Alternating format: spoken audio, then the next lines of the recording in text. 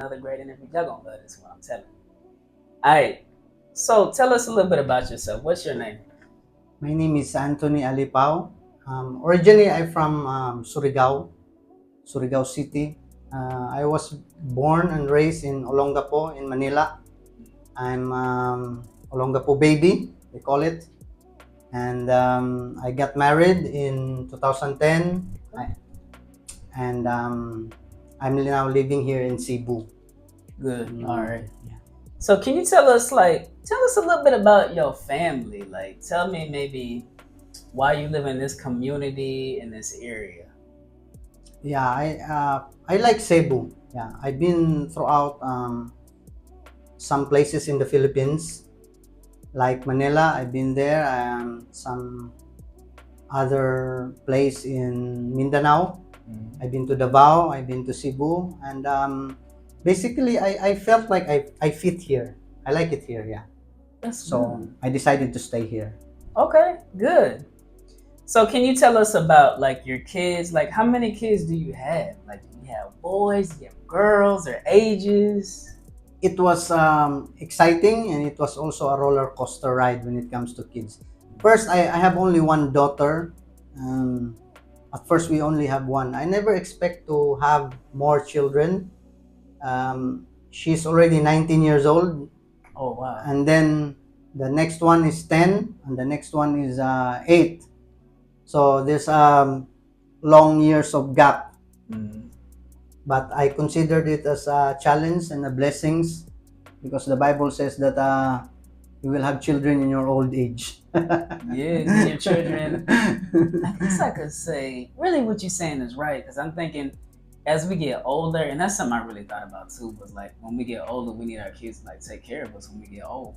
So Yes, yes, yes, exactly. They are blessings.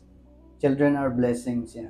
so how many kids? So you just have three kids, Three, so 19, 10, 10 and and 8. okay. So is it one girl and then what about the One others? one girl and no, two girls and one boy. The Okay. youngest is a boy. Good. Okay. Yeah, yeah. I'm happy to have a boy in there as the Good. youngest. I like that. All right. So how long has it been since you like how long have you been married? And how did you meet your wife? I've been married for like 19 years already. Yeah, like 18 years. I met my wife. I was in Bible school. I was a student, Mm-hmm. so I have to work as a part time. So I work in Jollibee in Colon, Oh, really? I and love then Jollibee. and Good. then young boys like me, asking numbers to girls, and finally my wife was eating there, and then asked number, and then start texting, and fell in love, and Mm. then that's it. That's how we met in the Good. fast food chain in Jollibee. Okay, I like that story. Good. Yeah. So when you first met her, was it something you were just amazed by her? Were you like, you know what, this is the one? So how did Yeah. it go? Yeah, I was amazed by her. Yes, you're right. She's beautiful, and I said she was different from the whole girls that I have. 'Cause I think I have several girlfriends also in that time, Yeah. probably three I could remember, but she's a different one. So I felt like I belong to her and she belongs to me. That's good. She's mine. That's what I felt. She will be the one. Good. So what do you do to provide for your family? Like what kind of work do you do? I manage properties. Yeah. Um, Taking into account that we have to earn for living, it's one of the most ingredients on marriage and family. You have to be productive. So what I do is I manage my time between the kids and also the work. So I have to be productive. I have to earn. At the same time, I should have time for the children and for my wife. So what I do is freelancing. I go here and there to look for people to manage their properties. Mm, So I will have a free time. At the same time, I could earn good money. good. I like that. That's good. So what's a normal day look like for you and your family? Normal day, I have to take the children to school because here in the Philippines we don't have much school bus, and Mhm. otherwise you have to pay big money. So most of the parents here, we have to take the children to school. Then afterward, you're free. You have Good. to spend like whatever you want. You can now look for money, start texting the client, start driving. I also drive, passengers, Hmm. and then start looking for money and then later on get the children from the school to the house. Again, another back to job, back to work. Good. All right. Yeah, Good. that's a normal day. What are some challenges that you think you face as far as like having a job? Is it stable or sometimes is it rocky trying to find a job? Yeah, looking for a job is a really great challenge because, like I said, you have to have good time management when it comes to family and marriage. If you overwork, here are the pros and cons. If you overwork, uh, you strive to put money and food in the table, they won't appreciate if you don't have time for them. Mm. Your family won't appreciate. No matter how plenty money you have, no matter how food in the table are plenty, but if you don't have time for them, that's a red flag. The number two, if you spend too much time with your family and you don't have food in the table, that is also a red flag. Quarreling will start, fighting. Mm. Spending 24 hours with the family, it doesn't make sense when there's no food in the table. So what I do is I manage my time. So I have to be productive, I have to earn good money, there's a food in the table, and then I should have time for them. Good. That's it. I manage it. I schedule. Good. I like that. Have you ever thought about working abroad or starting like a small business somewhere else? Yes, I did. The other day we have gone to apply for Canada visa. Yeah, Hmm. about a week ago. I'm still thinking. Yeah, but I'm considering, yes, to live abroad. When I was younger, I applied for abroad, but after thorough accounting of my finances, yes, I'm thinking of either I can stay or I could live abroad. That's fine for me. Good. So, what made you think about going to like Canada specifically? What about? I think there's what 200 and some other countries in the world. But what specifically made you want to apply to Canada?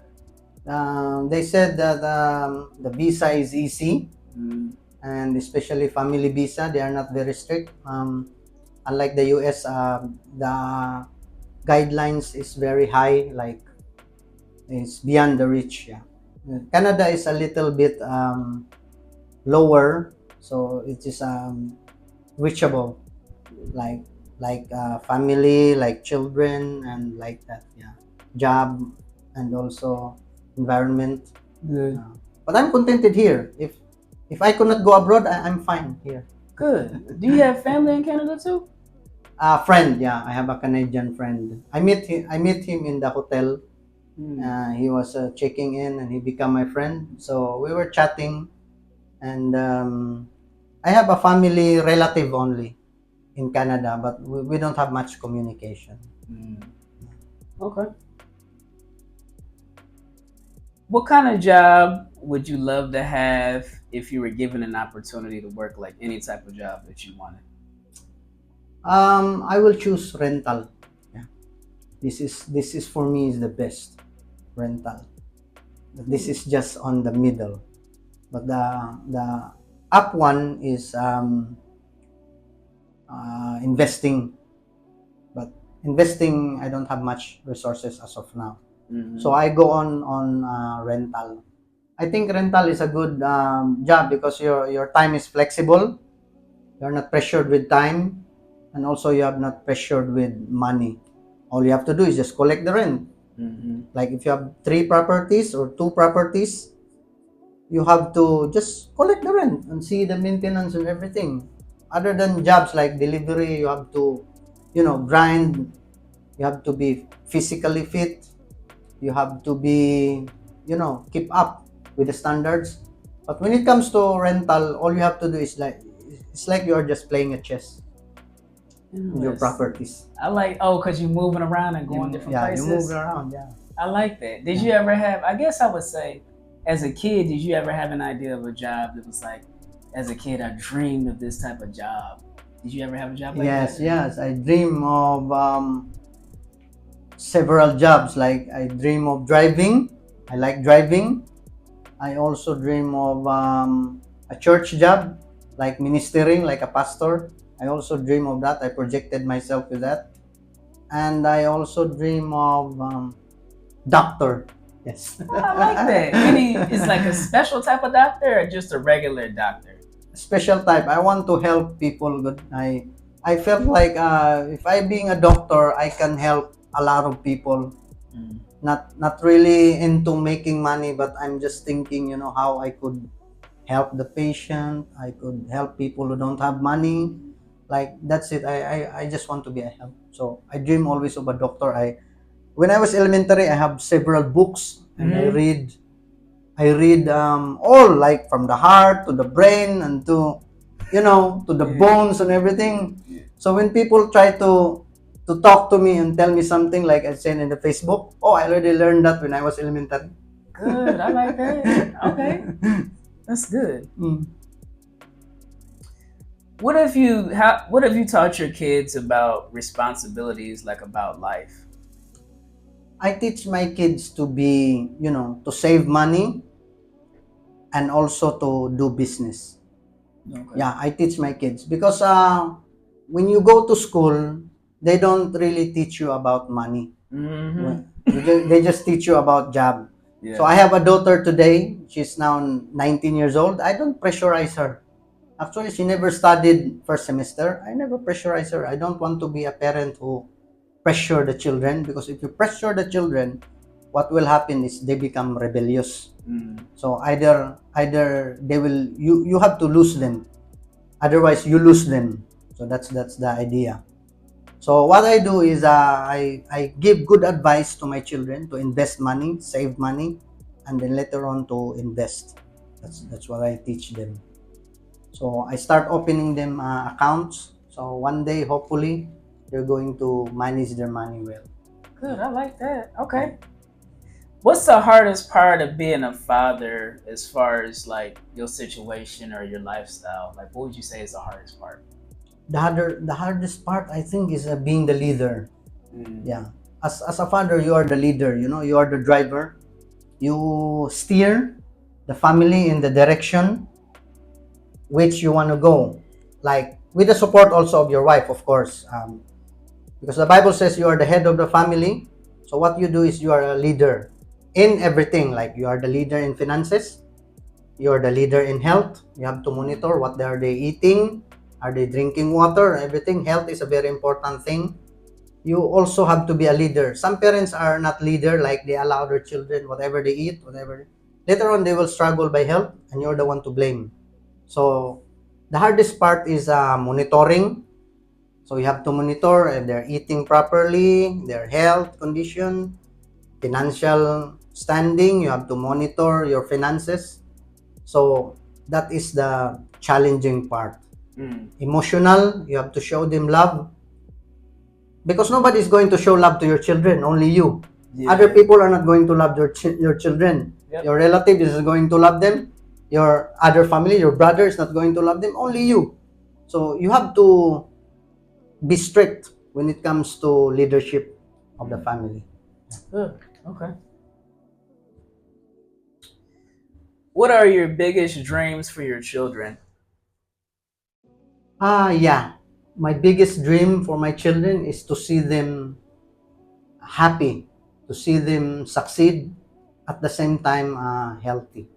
That is my biggest goal. I asked the Lord. I said, Lord, give me life in order I could guide my children, not to dictate them like this one. You should do this. You should do this. You do this. I want this. No, I just want to be on the side. So I asked the Lord for strength to be on the side, not to overtake them or to dictate them, but just be their side, like a support. Yeah. Good. Okay. What's something your kids have done that have made you really proud? One thing that my kids have really done is that makes me proud was memorizing Bible verses. Nah, I like Like the that. book of Psalms, yeah? Yeah. Well, early they memorized already the book of Psalms, Psalms 23. They memorized it, all of them. And they have memorized lots of biblical verse. And then the second thing is they are very courteous, like they say thank you, they say good morning. I teach them to be polite, to be respectful. I always teach them about respect. I always teach them to respect people, like good morning sir, to treat them properly, good morning ma'am, and not to discriminate on people or look down or to level people, but I always teach them to be courteous, to be respectful regardless of situations. So my children are responding very very well. Good. Yes, and I'm having a success in teaching them like that manners. Okay. And I would say we got just a couple more questions left. So Oh, it's no problem. yeah, so one I of the like it. questions it's just such good. I always love to just interview people from all type of different Yeah. backgrounds. I guess my next question would be like, how has God impacted your life as far as faith and family? Like, do y'all go to church on a regular basis, or Yeah. how has God made a big impact on your life? First of all is God should be the center of marriage and family. If you read the Bible in the book of Genesis, God is the first priest. God is the first one who officiate the marriage. God is the one who married Adam and Eve. So marriage is like a spiritual activity. So it is a bond between husband and wife. And then later on, the responsibilities.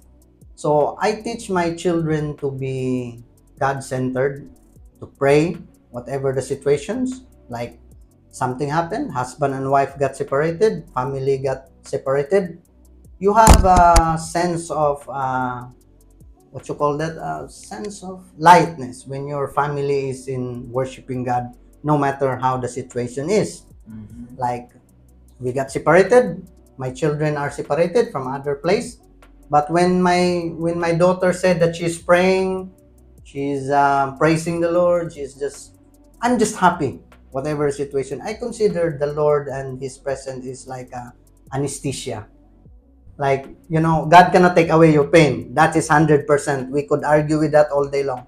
God cannot take away the pain, but God will give us something like to feel us better, like an anesthesia that we can go through, we can endure everything. So I always teach my children to put God center first in your life. Okay. Values are not enough. No way. We could argue all day with values. If you say values is enough, values is not enough, because values, they teach you to be a good person in a good situation. But when the situation is bad, you react. Unlike when you are being a Christian, if the situation is bad, you pray to the Lord and God will give you peace.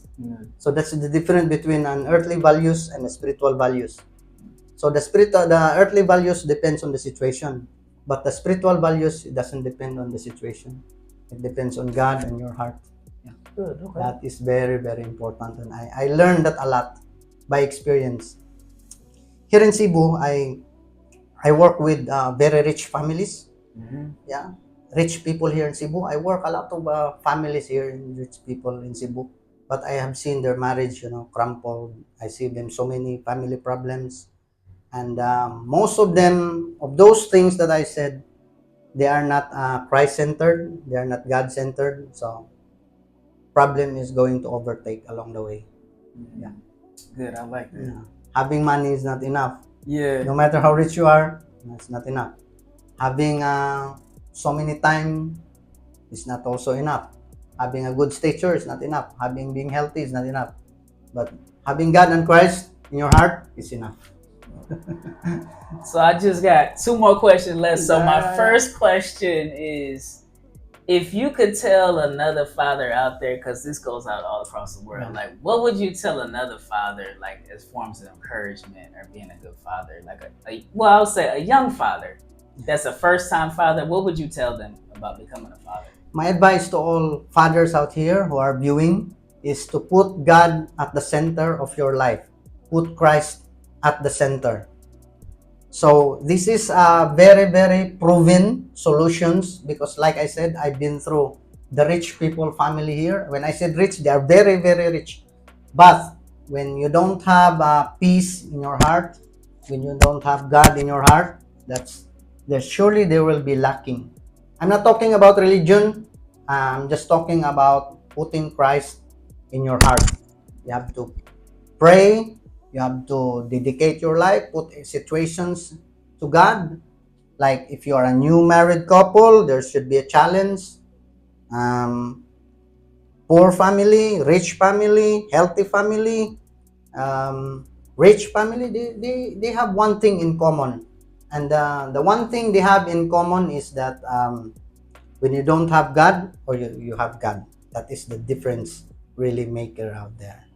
So I advise you to put Christ in the center of your life, put Christ in the center of your family and your marriage. Okay, and my last question, I do this like straight off the hip. I was thinking, if your kids are watching this right now, and this because this will stay for evergreen content, always be on YouTube, what would you tell your kids into the camera right now if they had to watch this? To my kids who are watching right now, you know that I have teach you about respecting people, teach you about being a good people, being a good person, not to violate the law, not to violate other people's, making people other angry. I have already teach you that, and I teach you to live like, in peace without offending other people. And then if somebody offend you, you just have to pray and release and everything, not to keep grudges, not to keep angry, just cool. I always teach you that just to remain cool, not to be stressed, not to be angry. If you get angry, just pray and release it, and everything just went well. Good. That's all the questions I got. If you want to read your sheet, you can. If you have some other things you want to say, Yes, let me read my outline if I didn't miss anything. yeah, you're more than welcome. It's up to you. When I do interviews, it's always just whatever you want to say is fine. Yes, yes, I will sum up what did I said. First of all, put God at the center of your family and your marriage. Number two, finances. You have to be productive. You have to earn enough and have to be balanced in order for the family to be provided. Number three is time. You have to have a time variation, time management, time for your family, time for your wife, time for your children, and then the last of all is health. They said health is wealth. You have to take care of yourself. Do not overdrink, overthink, overstress. You have to prioritize your health. You have to be healthy because you cannot proceed longer if you are not healthy. So you have to take care of your health. That is also very important. Good. So I think that is all. I listed only four. 1, 2, 3, 4. All right, that's good. So that's all the questions I got. Thank you for the interview. I appreciate it. And this concludes the interview. Yes. Y'all gonna love this content. So I was happy to be here, and I hope everything is you have to take it, because that's really advice from experience. Yeah. Good. All right. Thank you. Thank you, Sir Chris, and I'm Thank you, happy to be Antonio. here. Yeah. Bye.